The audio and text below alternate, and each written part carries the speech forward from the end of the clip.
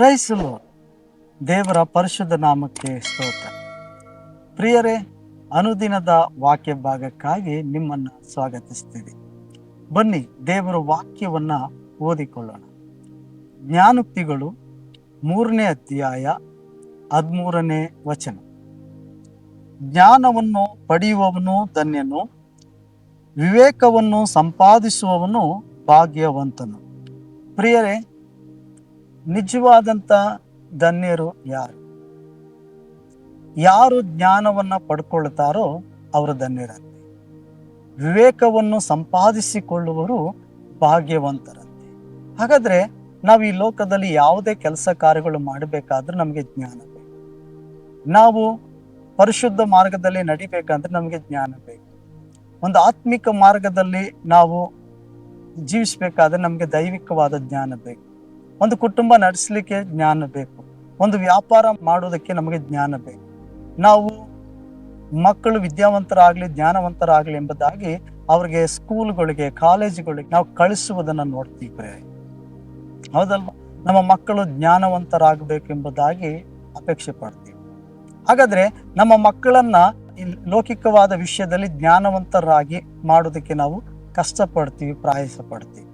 ದೇವರ ವಾಕ್ಯ ಹೇಳ್ತದೆ, ಲೌಕಿಕವಾದ ಅಂದ್ರೆ ಈ ಲೋಕದ ಜ್ಞಾನ ದೇವರ ಮುಂದೆ ಹುಚ್ಚು ಮಾತಾಗಿದೆ ಎಂಬುದಾಗಿ ನೋಡ್ತೀವಿ. ಹಾಗಾದ್ರೆ ಇಲ್ಲಿ ನಾವು ದೇವರ ವಾಕ್ಯದಲ್ಲಿ ನೋಡುವುದಾದ್ರೆ ಇಲ್ಲಿ ದೇವರಿಂದ ಜ್ಞಾನವನ್ನ ಪಡೆಯುವವನು ಧನ್ಯನಂತೆ. ಹಾಗಾದ್ರೆ ನೋಡಿ, ಸೆರೆಯಲ್ಲಿದ್ದಂತಹ ದಾನಿಯೇಲನು, ಶಾದ್ರಕ್, ಮೇಷಕ್, ಅಬೇದ್ನೆಗೋಗಳನ್ನು ನೋಡುವಾಗ ಅವರು ದೇವರಿಂದ ಜ್ಞಾನವನ್ನು ಹೊಂದಿಕೊಂಡ್ರು. ಯೋಸೇಫನ ಜೀವಿತನ ನೋಡುವಾಗ ಆತನು ಐಗುಪ್ತ ದೇಶಕ್ಕೆ ದಾಸನಾಗಿ ಮಾರಲ್ಪಟ್ಟಿದ್ರು. ಅಲ್ಲಿ ಆತನು ದೇವರಿಂದ ಜ್ಞಾನವನ್ನ ಪಡ್ಕೊಳ್ತಾನೆ. ಆದ್ರಿಂದ ಅವರು ಇಡೀ ದೇಶವನ್ನ ಆಳುವಂತಹ ಅಂದ್ರೆ ದೇವರ ಜ್ಞಾನದಲ್ಲಿ ನಡೆಸುವಂತ ಜ್ಞಾನ ಉಳ್ಳವರಾದ. ಹಾಗಾದ್ರೆ ಪ್ರಿಯರೇ, ನಮಗೆ ದೈವಿಕವಾದ ಜ್ಞಾನ ಬೇಕಾಗಿದೆ. ನಮ್ಮ ಜೀವಿತಗಳು ಕ್ರಿಸ್ತನಲ್ಲಿ ಭಯ ಭಕ್ತಿ ಉಳ್ಳವರಾಗಿ ಜೀವಿಸಬೇಕಾದ್ರೆ ಕ್ರಿಸ್ತನ ಜ್ಞಾನವು ನಮಗೆ ಅವಶ್ಯವಾಗಿದೆ. ನಮ್ಮ ಕುಟುಂಬವು ದೇವರ ಭಯ ಭಕ್ತಿಯಲ್ಲಿ ಒಂದು ಆತ್ಮಿಕವಾಗಿ ಜೀವಿಸಬೇಕಾದ್ರೆ ನಮ್ಮ ಕುಟುಂಬ ನಡೆಸುವಂತ ತಂದೆ ಅಥವಾ ತಾಯಿಗೆ ದೈವಿಕ ಜ್ಞಾನವು ಅವಶ್ಯವಾಗಿದೆ.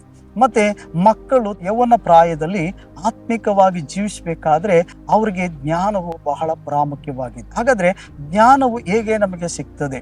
ದೇವರ ವಾಕ್ಯ ಹೇಳ್ತದೆ, ಯೆಹೋವನ ಭಯವೇ ಜ್ಞಾನಕ್ಕೆ ಮೂಲ ಎಂಬುದಾಗಿ ತಿಳಿಸಲ್ಪಡ್ತದೆ ಪ್ರೇರೆ. ಹಾಗಾದ್ರೆ ದೇವರ ಭಯ ನಮ್ಮ ಒಳಗಡೆ ಬರುವುದಾದ್ರೆ ನಾವು ದೇವರಿಂದ ಜ್ಞಾನವನ್ನು ಹೊಂದುವವರಾಗಿರ್ತೀವಿ. ಹಾಗಾದ್ರೆ ಜ್ಞಾನ ಇಲ್ಲದಂತ ವ್ಯಕ್ತಿ ಜೀವಿತವನ್ನು ನೋಡುವಾಗ ಆ ಜೀವಿತವೆಲ್ಲವೂ ನಷ್ಟವಾಗಿ ಹೋಗ್ತದೆ. ಜ್ಞಾನ ಇಲ್ಲದೆ ಇರುವುದರಿಂದ ತನ್ನ ಕುಟುಂಬನ ಕಟ್ಟಿಕೊಳ್ಳಕ್ಕಾಗಲ್ಲ, ತನ್ನ ಜೀವಿತವನ್ನು ಪರಿಶುದ್ಧವಾಗಿ ಇಟ್ಟುಕೊಳ್ಳಕ್ಕಾಗಲ್ಲ.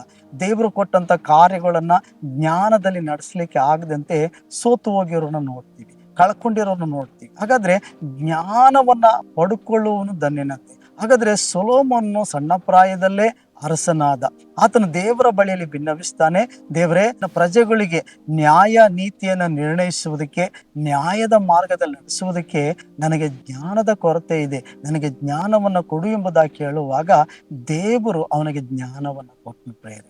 ಆದ್ರಿಂದ ಇವತ್ತು ಎಷ್ಟು ಜನ ಜ್ಞಾನ ಇಲ್ಲದವರಾಗಿದ್ದೀರೋ ದೇವರ ಬಳಿಯಲ್ಲಿ ಕೇಳ್ಕೊಳ್ರಿ. ಯಾಕಂದ್ರೆ ಯಾಕೋಬ 1ನೇ ಅಧ್ಯಾಯ 5ನೇ ವಚನ ಹೇಳ್ತದೆ, ನಿಮ್ಮಲ್ಲಿ ಯಾರಿಗಾದ್ರೂ ಜ್ಞಾನ ಕಡಿಮೆ ಆಗಿದ್ದರೆ ಅವನು ದೇವರನ್ನ ಕೇಳಿಕೊಳ್ಳಿ, ಹಾಗಾದ್ರೆ ದೇವರು ಅಂಗಿಸದೆ ಅವಮಾನ ಪಡಿಸದೆ ಅವನಿಗೆ ಉದ್ಧಾರವಾಗಿ ಕೊಡ್ತಾನಂತೆ. ಹಾಗಾದ್ರೆ ಕೇಳಿಕೊಳ್ಳುವಾಗ ಹೆಂಗೆ ಕೇಳಬೇಕು? ಸಂದೇಹ ಪಡದೆ ಕೇಳಿಕೊಳ್ಬೇಕಂತೆ. ಹಾಗಾದ್ರೆ ನಿಮಗೆ ಜ್ಞಾನದ ಕೊರತೆ ಇದೆಯಾ? ನಿಮ್ಮ ಮಕ್ಕಳಿಗೆ ಜ್ಞಾನದ ಕೊರತೆ ಇದೆಯಾ? ಯೇಸುವಿನ ಬಳಿಯಲ್ಲಿ ಕೇಳಿಕೊಳ್ಳಿ. ಯೇಸು ನಿಜವಾಗ್ಲೂ ಜ್ಞಾನವನ್ನು ಕೊಡುವನಾಗಿದ್ದಾನೆ. ಎರಡನೇದಾಗಿ ಹೇಳ್ತದೆ, ವಿವೇಕವನ್ನು ಸಂಪಾದಿಸಿಕೊಳ್ಳುವನು ಭಾಗ್ಯವಂತನಂತೆ. ಹಾಗಾದ್ರೆ ಜ್ಞಾನ ಏನೋ ನಾವು ದೇವರಿಂದ ಕೇಳಿಕೊಳ್ಳುವಾಗ ಬರ್ತದೆ. ಮತ್ತೆ ನಾವು ಪಠ್ಯ ಪುಸ್ತಕಗಳನ್ನ ಓದುವುದರಿಂದ, ಈ ಲೋಕದ ಪುಸ್ತಕಗಳನ್ನ ಓದುವುದರಿಂದ ನಮಗೆ ಜ್ಞಾನ ಬರಬಹುದು, ಲೌಕಿಕವಾದ ಜ್ಞಾನ. ಆತ್ಮಿಕವಾದ ಜ್ಞಾನ ಬರ್ಬೇಕನ್ನೋದಾದ್ರೆ ನಾವು ದೇವರ ವಾಕ್ಯನ ಓದುವವರಾಗಿರ್ಬೇಕು. ದೇವರ ವಾಕ್ಯವನ್ನ ಜ್ಞಾನಿಸುವುದರಿಂದ ನಮಗೆ ನಿಜವಾದ ದೈವಿಕ ಜ್ಞಾನ ನಮ್ಮ ಒಳಗಡೆ ಬರ್ತದೆ.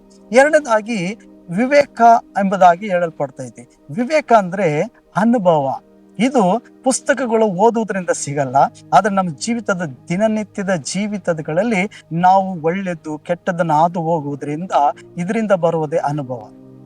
ಅದಕ್ಕೆ ವಿವೇಕ ಎಂಬುದಾಗಿ ಕರೆಯಲ್ಪಡ್ತದೆ. ಆದ್ರಿಂದ ಅನುಭವಶಾಲಿ, ತನ್ನ ಜೀವಿತದಲ್ಲಿ ಕಷ್ಟ ಸುಖ ದುಃಖಗಳನ್ನ ಅನುಭವಿಸಿದ ವ್ಯಕ್ತಿ ಹೇಳ್ತಾನೆ, ನಾನು ಇವೆಲ್ಲ ದಾಟ್ಕೊಂಡು ಬಂದಿದ್ದೀನಿ, ಈ ರೀತಿಯಾಗಿ ನಿಮ್ಮ ಜೀವಿತದಲ್ಲೂ ನಡೀಬಹುದು ಎಂಬುದಾಗಿ ಅವ್ರಿಗಿಂತ ಸಣ್ಣ ಪ್ರಾಯದಲ್ಲಿರೋರಿಗೆ ಬುದ್ಧಿ ಮಾತನ್ನ ಹೇಳ್ತಾರೆ. ಹಾಗಾದ್ರೆ ಅವರು ಜ್ಞಾನಿ ಅಲ್ಲದೆ ಇದ್ರು ಅವರು ವಿವೇಕಿಗಳಾಗಿದ್ದಾರೆ, ಅಂದ್ರೆ ಅವರು ಅನುಭವ ವ್ಯಕ್ತಿಗಳಾಗಿದ್ದಾರೆ, ಅನುಭವಿಸಿದ್ದಾರೆ ಕಷ್ಟ ಸುಖಗಳು.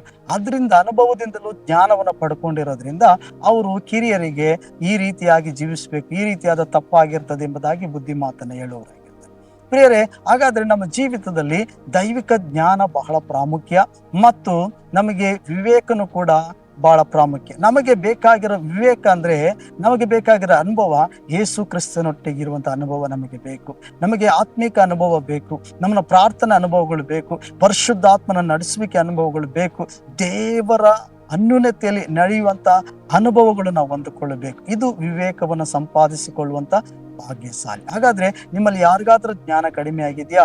ಬನ್ನಿ ನಾವು ದೇವರ ಬಳಿಯಲ್ಲಿ ಕೇಳಿಕೊಳ್ಳೋಣ. ಇವತ್ತಿಂದ ನಾವು ಒಪ್ಪಿಸಿಕೊಡೋಣ. ದೇವರ ವಾಕ್ಯನ ಓದುವುದಕ್ಕಾಗಿ, ಆತನ ಬಳಿಯಲ್ಲಿ ಪ್ರಾರ್ಥಿಸುವುದಕ್ಕಾಗಿ, ಆತನಿಂದ ಅನುಭವವನ್ನು ಹೊಂದಿಕೊಳ್ಳೋದಕ್ಕಾಗಿ ಕೇಳಿಕೊಳ್ಳುವಾಗ ಖಂಡಿತ ದೇವರು ಸಹಾಯ ಮಾಡ್ತಾನೆ, ಜ್ಞಾನವನ್ನು ಕೊಡ್ತಾನೆ, ಮುನ್ನಡೆಸ್ತಾನೆ. ಬನ್ನಿ ಪ್ರಾರ್ಥಿಸೋಣ. ಪ್ರೀತಿ ಸ್ವರೂಪನಾದ ದೇವರೇ, ಜ್ಞಾನವನ್ನು ಪಡೆದುಕೊಳ್ಳುವನು ಧನ್ಯನು, ವಿವೇಕವನ್ನು ಸಂಪಾದಿಸಿಕೊಳ್ಳುವನು ಭಾಗ್ಯವಂತನಂತ ಹೇಳಿದೆಯಲ್ಲ. ನೀನೇ ಜ್ಞಾನಿಗಳಲ್ಲಿ ಜ್ಞಾನಿಯಾಗಿದೆಯಲ್ಲ ಸ್ವಾಮಿ. ಸೊಲೊಮೋನನಿಗೆ ಜ್ಞಾನವನ್ನು ಕೊಟ್ಟಂತ ದೇವರು, ಯಾರೆಲ್ಲ ಜ್ಞಾನಕ್ಕಾಗಿ ಪ್ರಾರ್ಥಿಸ್ತಿದ್ದಾರೆ ಅವ್ರಿಗೆ ಸಹಾಯ ಮಾಡು ಕರ್ತನೆ. ಜ್ಞಾನವು ನಿನ್ನಿಂದ ಬರುವಂತ ಒಳ್ಳೆಯ ವರವಾಗಿದೆ ಕರ್ತನೆ. ಹೌದು ಸ್ವಾಮಿ, ನಾವು ಕರ್ತನೆ ವಿವೇಕಿಗಳಾಗಿ ನಿನ್ನೊಟ್ಟಿಗಿರುವ ಅನುಭವಗಳು, ಆತ್ಮಿಕ ಅನುಭವಗಳು ದೇವರೇ ಹೊಂದಿಕೊಂಡು ಕರ್ತನೆ ಕಡೆ ತನಕ ನಿನಗಾಗಿ ಜೀವಿಸುವಂತೆ ಸಹಾಯ ಮಾಡು. ನಿನ್ನ ಜ್ಞಾನವನ್ನು ಪಡ್ಕೊಂಡು ನಿಮ್ಮ ರಾಜ್ಯಕ್ಕೆ ನೀತಿಗಾಗಿ ಯೋಗ್ಯರಾಗಿ ಜೀವಿಸುವಂತೆ ಕೃಪೆ ಕೊಡಬೇಕಾಗಿ ಯೇಸುವಿನ ನಾಮದಲ್ಲಿ ಬೇಡ್ತೀವಿ ತಂದೆ, ಆಮೆನ್. Price the lord. ದೇವರು ನಿಮ್ಮನ್ನ ಆಶೀರ್ವದಿಸಲಿ.